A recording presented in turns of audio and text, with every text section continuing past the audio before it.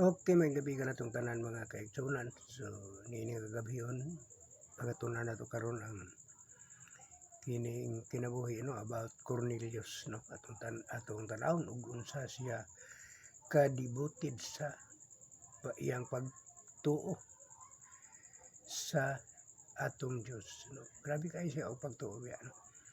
So Cornelius atong mabasa na sa buhat Gis 2 no. So kuan man taas-taas man no kung ato gini siyang sundon ang mga teksto taas ni siya sa buhat 2 man ni siya buhat Gis 1 paingon sa 48. Okay. Now, Cornelio was a devout man no.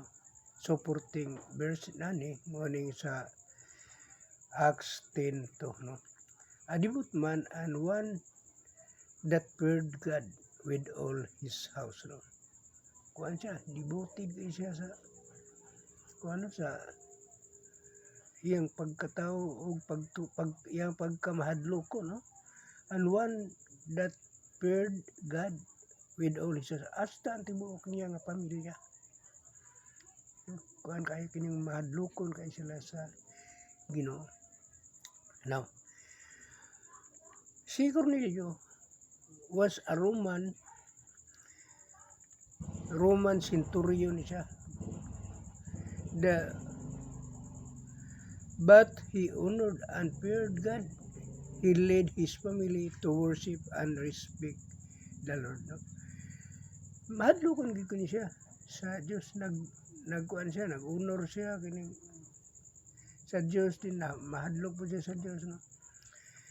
Usa kini siya sa kakapitan sa kining sundalo si Cornelio.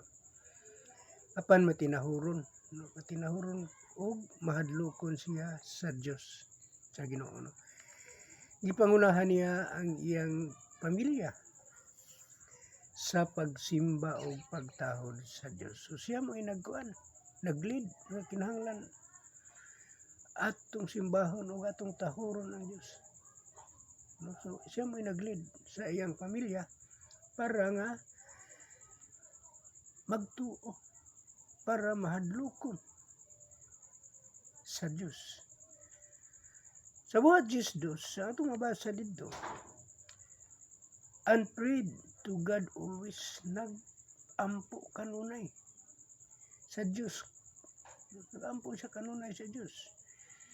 Samtang sa 1 Thessalonians, sa Apostol Paul na nag-iunan no, sa 5:17, pray without ceasing. Mauna siya no, si Cornelio. Pray without ceasing ka na pag-ampo nga walay pag-undang.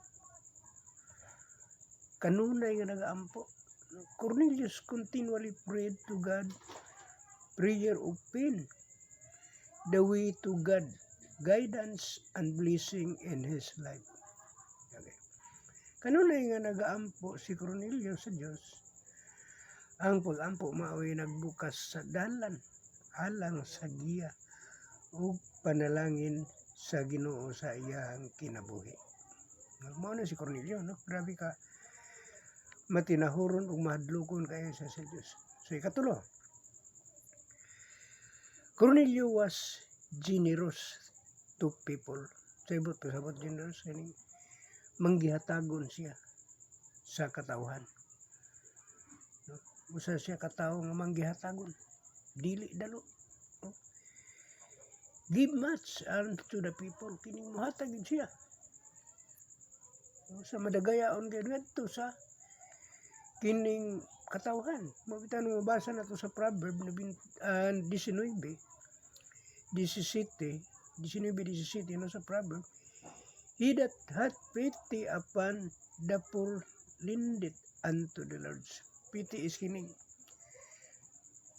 maluluyon no. Maluoy siya. Kining mitabang si Cornelius sa mga kabos og nagpakita og kaayo sa uban, nakita sa Dios ang tanang maayong buhat sa pagkamanggihatagon ni Cornelio no. Cornelio helped the poor and showed kindness to others no. God sees every act of generosity. Nakita sa Diyos ang bisan unsa mga aksyon ni Cornelio mahitungod sa pagkamanggihatagon. Grabe ang iyahang pagka halangdon usab no nga pagkatao matinahuron manggihatagon. So adto sa ikapat nga kuan ni Cornelio. So kini iyang attitude no ikapat ato ning gitandog ang iyang kinabuhi kay nindot man kayo no samtang nagbasa ko nindot man kayo di ay ni kuan ako akong i-share no sumunang nakauna-una kog share. Okay. Ay ikapat, God heard the prayers of Cornelius. Kining nadungog na sa Diyos ang pag-ampo ni Cornelius. No? Nadungog na niya. Muna sa buhat 14, mabasa na to dito nga, thy prayers and thine alms are come up for a memorial before God. No, diha sa tubangan sa Diyos nakita niya. Ano nga, kuan gyud kanang God noticed the prayers and good works of Cornelius. Nothing done for God is forgotten. No? Na matikdan sa Dios, no? Matupad sa maong gibasa na to. No? God noticed the prayers na matikdan na sa Dios ang mga pag-ampo ug maayong buhat ni Cornelius, no? And good works of Cornelius, no? Nothing done for God. No? Walay maayong binuhatan alang sa Ginoo nga makalimtan. Nothing done for God is forgotten. Dili kini makalimtan sa Dios ang mga maayo nga buhat. Then badayon ta no. Sa number 5, ikalima niya nga kuning attitude kinaiya niya sa iyahang kinabuhi. Cornelius obeyed God's instruction. Muni ay kalima. Musugot siya sa mga kining instruction sa Diyos. Ngadto kaniya. Unsay instruction Diyos ngadto kaniya? Iya gidayon ng sugton, iya gidayon ng buhaton. No? Buhat G5 pa yung sa city. Cornelius obeyed and sent men to call Peter. No? Then be ye doers of the word and not hearers. Sumuna nga, pagka masugtanon ni Cornelius, gipadala siya sa pagtawag ni Pedro, no? So, true faith obeys God. Ang kanang pagka matinudano nimo sa imong pagtuo, mao kanay nagkuan na to, naggiya ka na to ngadto sa pagka masinugtanon, no? The true faith obeys God immediately. Cornelius followed God command without delay. Walay langan-langan sugot gidayon siya, no? Ang tinuod nga pagtuo masinugtanon dayon sa Dios, gituman dayon ni Cornelius ang sugo sa Ginoo. Okay. And then, sa number 6 nga attitude of Cornelius. No? Attitude of Cornelius no? Sa ikaunom niya nga kuan kinaiya. Iyang pamatasan. Cornelius and his household received the Holy Ghost. No? Sa buhat 10:44, while Peter yet speak these words, the Holy Ghost fell on all them which heard the word. No? Romans 6:17, nga naman nga napadala man dayon ang kuan. Ang Holy Spirit ngadto sa kuan. Ngadto ni Cornelius. Tungod sa mga pulong ayang nadungog gikan ni Peter.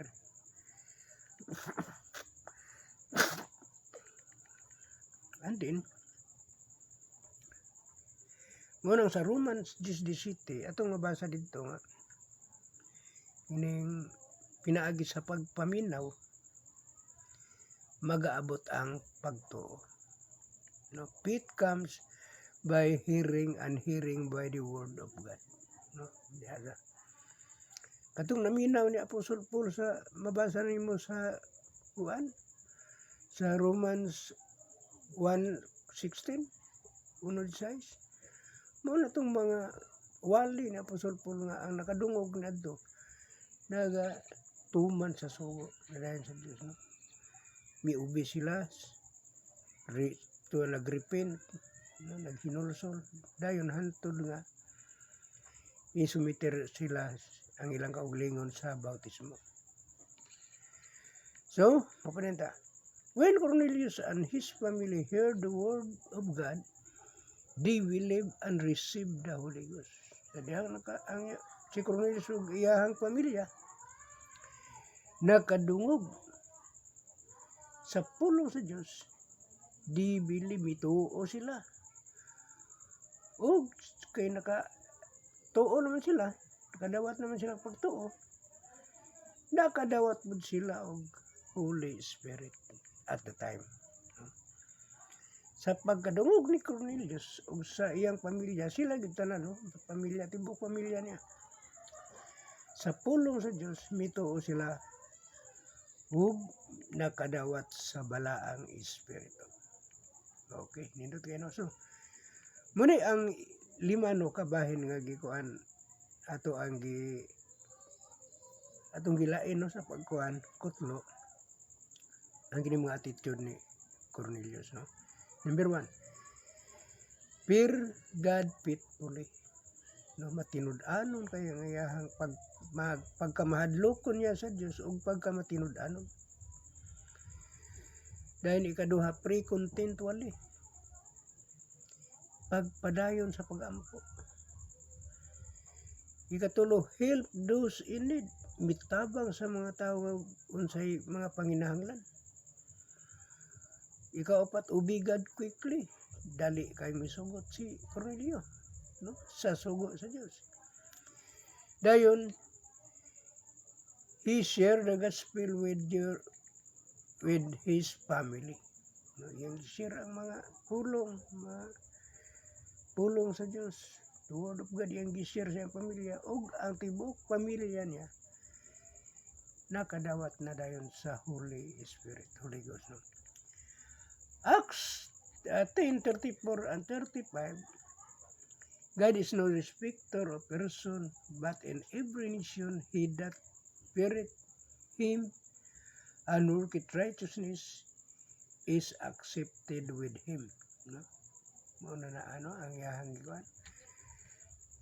God accept anyone who fears him and follows righteousness regardless of nationality or background, no? Buti pasabot nga dawaton sa Dios ang bisan kinsa nga mahadlo kaniya ug nakagbuhat sa matarong bisan unsa pa ang nasud o kahimtang sa kinabuhi niya, sa kinabuhi nato, no? Sumuna nga nindot kayo ang mao nga kining kinabuhi ni Cornelius. Muna nga decide ako nga ako ang gi-share ninyo karon ining gabi una kaysa akong pagbasa kaganina nanindutan gud kayo ko sa mao nga kining nahisulat, no, o kining kinabuhi ni Cornelius. Grabe si Cornelius kakuan. And then ini nga panahon na nakahumana usab kita og hamugo, no, na tandog na to ang kinabuhi ni Cornelius. Pero nindot kaayo ang mga pagtulunan nga ato ang nakuha ni anang bahina, no. So dinhi na lang ako kutob, no. Doon na bi ako napisalango bi ako kay atong adlaw ko sugay ng ulan, nabasa ko sa ulan, nagayo ko sa amo ang kuan kining amo ang sandayong, nabasa ko mo tong hinungdan nga gahapon sugod ang ako ang subaw ato na lain ako tingog karon. So ingon na lang ako nga daghan kay salamat, no, kanatong tanan nga pakiguban kanako karon. Salamat kayo no sa ako ang uyuan no nga hindi nakiguban kanato karon no si Gio Rustom Garcinis Gonzaga Salvia no sa lanaw ni siya. Usapon ni siya ka magwawali sa Church of Christ One Cup. So daghang salamat, maayong gabi ug God bless ka natong tanan.